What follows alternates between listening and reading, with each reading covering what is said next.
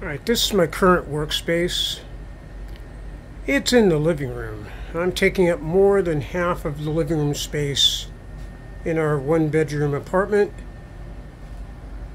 for my working space. So there's my chair.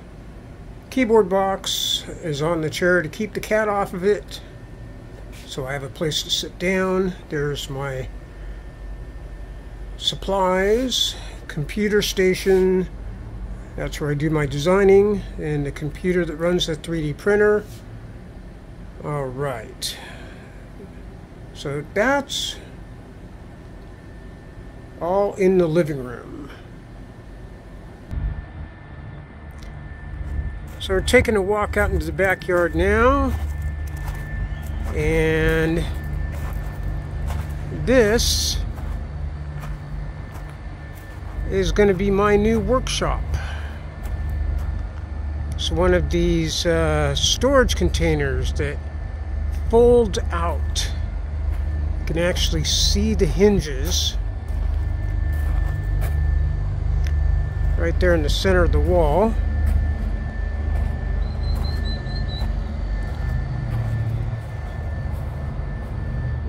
Back it out here.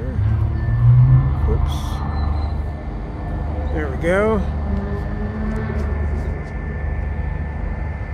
All right.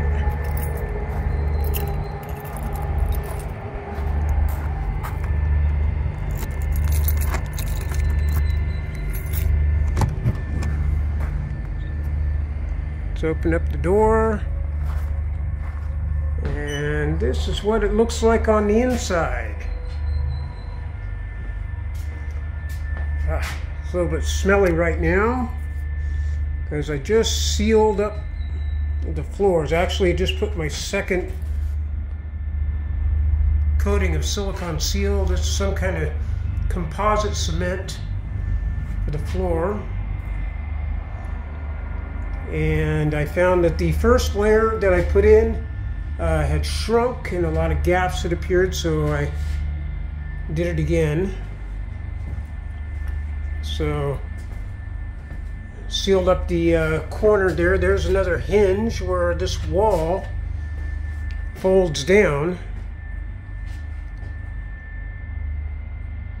Alright, so this is a folding storage unit, and it's got a window on one side.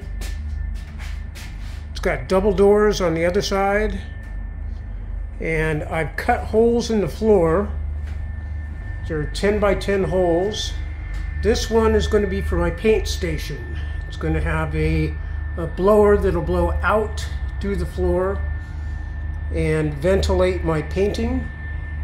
And then for these two over here, these are 10 by 10 cutouts. The one on the right side is going to be for cooling intake for a portable air conditioner. And I'm going to vent that out the window here. And the second one is for a ventilation exhausting system for an enclosed 3D printer, and that's going to vent out the window as well. So that window space on the left where the screen is, I'll have a ducting that will ventilate out of that window. So that I can print TPU and other, let's just say, not so healthy types of filament. Okay, so I've got a few things in here. A folding work table and a portable table here, just kind of a spare unit. And that has some tools on it. And then over here, I have supplies. Down at the bottom here, you can probably see the Romex. The very bottom box has some 8-gauge wiring so that I can hook up power to the shop here. And I have other supplies in these boxes. I've been busy shopping on Amazon. So from a previous project, I have some leftover conduit there. And I replaced the conduit in our back bedroom with some better outlets. We had some problems with overheating and cooked wires, so I need to get that taken care of so we could run our air conditioning. Now we are out here in the desert. We go back out the door. Got our gravel lot here, and I have over here are my supply of 2x4s. I got 100 2x4s. A couple of them are laid out over there. And over here along the fence is plywood for the flooring and some plywood for some 1/4 inch plywood for the ducting. The floor plywood is 1/2 inch. All of the plywood and the 2x4s came from Home Depot, and they arrived on a big semi truck in a pallet form. I had to carry them back here because couldn't get the forklift into this area back here. Okay, so this is my building materials. I need to build up wall framing inside the shop to support the electrical, and at the moment it's just going to be bare framing. There's our kitty. That's Minxie.